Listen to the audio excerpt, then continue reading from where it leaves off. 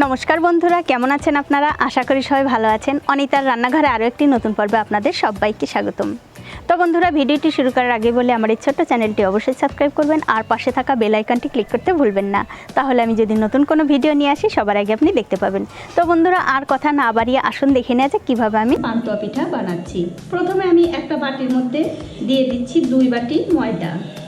ময়দার মধ্যে দিয়ে দিচ্ছি 1 চামচ ঘি আর দিয়ে দিচ্ছি 1 বাটিরও কম একটু চিনি। এবারে সব কিছু আমি একটু মিশিয়ে নেব।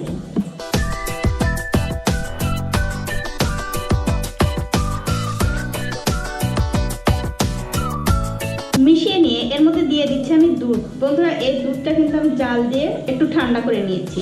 এখন এই দুধ দিয়ে এই ময়দা আর এই চিনিটা খুব ভালোভাবে মিশিয়ে নেব।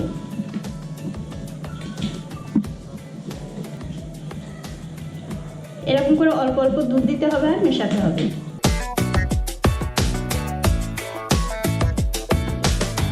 এই দেখুন, ময়দা আর দুধটা আমি প্রায় 10 মিনিট ধরে এরকম করে গুলিয়ে খুব সুন্দর একটা ব্যাটার তৈরি করে নিয়েছি। আর দেখতেই পাচ্ছেন এই ব্যাটারটা কিন্তু ঠিক এরকম হতে হবে, একদম পাতলাও না আবার একদম ঘনও না।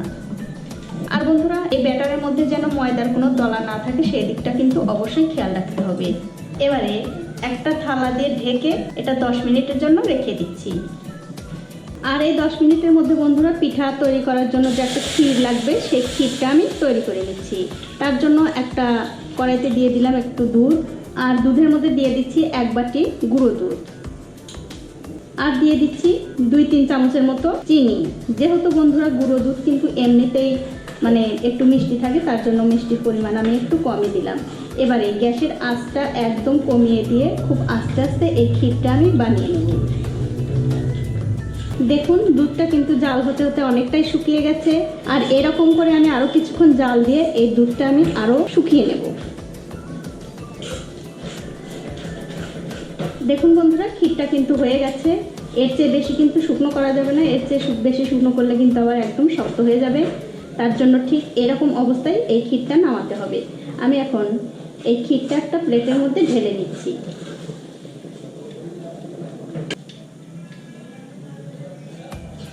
ঢেলে নিয়ে এই ক্ষীরটা আমি একটু ঠান্ডা করে নেব। এই দেখুন বন্ধুরা, ক্ষীরটা কিন্তু একটু ঠান্ডা হয়ে গেছে। এখন একটু হাত দিয়ে নাড়া যাচ্ছে। এখন আমি এই ক্ষীরটা সামান্য একটু মাখিয়ে নেব।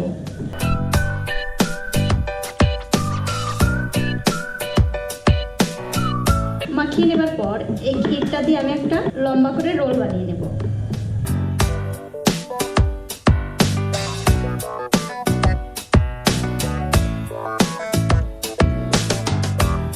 দেখুন, এটা হয়ে গেছে। এটা আমি রেখে দিচ্ছি। রেখে দিয়ে যে ব্যাটারটা আমি ঢেকে রেখেছিলাম তার উপর থেকে ঢাকাটা তুলে নিচ্ছি। তুলে নিয়ে এই ব্যাটারটা আমি আবার একটু ভালো করে নাড়াচাড়া করে নিচ্ছি। তারপরে আমি এখান থেকে হাফ ব্যাটার অন্য বাটিতে তুলে নেব।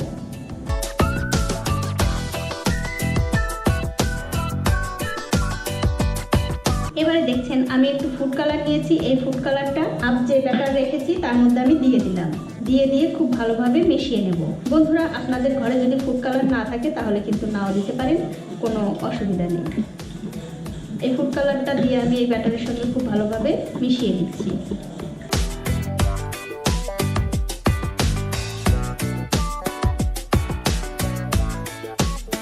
দেখুন, মেশানো হয়ে গেছে। এবারে চলুন পান্তুয়া পিঠাটা ভেজে নিই।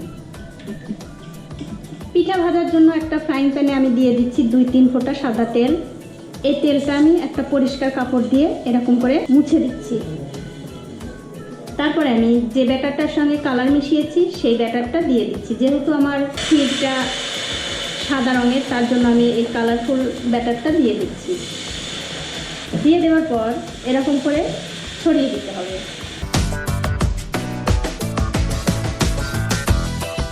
ছড়িয়ে দেওয়ার পর যখন দেখবেন ওপর দিয়ে এরকম শুকনো শুকনো হয়ে গেছে, তখন এর মধ্যে এই ক্ষীরটা দিয়ে দিতে হবে। দিয়ে দেওয়ার পর আমরা যেমন পাটিসাপটা ভাজি ঠিক সেরকম করে এই ক্ষীরের সঙ্গে এই পিঠাটা জড়িয়ে নিতে হবে। দেখুন, ঠিক এরকম হবে। তারপরে এটা এক সাইডে রেখে দিতে হবে। রেখে দিয়ে আমি আবার 2-3 ফোঁটা তেল এর মধ্যে দিয়ে দিচ্ছি। দিয়ে আবার এই ন্যাকড়াটা দিয়ে এরকম করে মুছে দিচ্ছি। এবার আমি এর মধ্যে দিয়ে দিচ্ছি সাদা ব্যাটারটা। আর বন্ধুরা এখন কিন্তু অবশ্যই গ্যাসের আঁচটা একদম লো আঁচে রাখতে হবে। আমি আবার এই ব্যাটারটা এরকম করে ছড়িয়ে দিচ্ছি। ছড়িয়ে দিয়ে কিছুক্ষণ অপেক্ষা করতে হবে। যখন দেখবেন উপর দিয়ে একটু শুকনো শুকনো হয়ে গেছে তখন এটা আবার উল্টে দিতে হবে। দেখুন বন্ধুরা, কিছুক্ষণের মধ্যেই কিন্তু এটা শুকনো শুকনো হয়ে গেছে। এবারে আমি এটা আগেরটার মতোই উল্টে দিচ্ছি।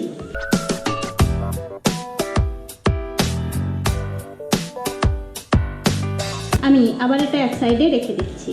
রেখে দিয়ে আমি আবার 2-3 ফোঁটা তেল দিয়ে দিচ্ছি। আর এরকম করে যতক্ষণ না এই ব্যাটারটা শেষ হচ্ছে ততক্ষণ আমি এরকম করে পিঠাগুলো বানিয়ে নেব।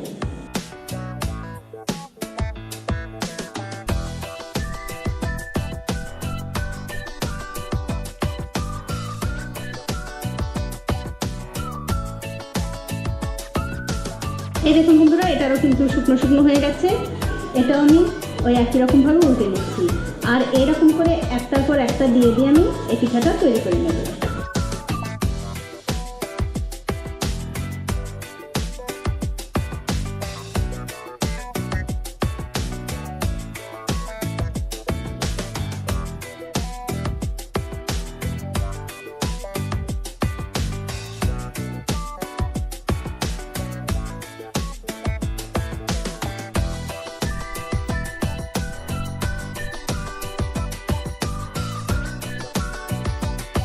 এইরকম বন্ধুরা আমি কিন্তু একই রকমভাবে এই পিঠাটা বানিয়ে নিয়েছি।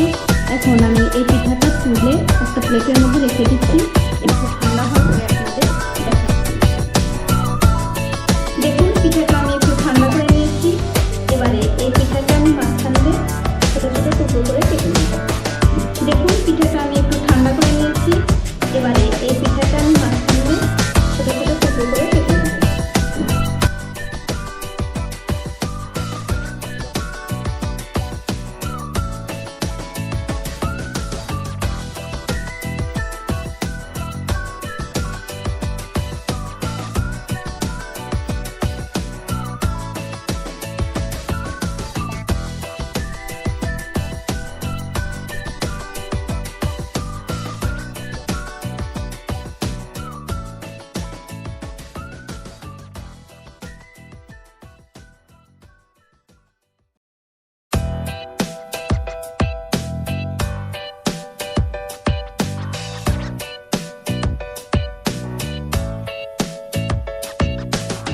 দেখুন ভেতরটা কিন্তু কত সুন্দর হয়েছে। তো বন্ধুরা, এই ছিল আজকে আমার মোটামুটি ভিডিওটি যদি আপনাদের ভালো লেগে থাকে অবশ্যই একটা লাইক করবেন, কমেন্ট করবেন আর শেয়ার করবেন আপনার বন্ধুদের সাথে, যাতে তারাও এই পিঠা বানানোর বিষয়ে জানতে পারে এবং শিখতে পারে।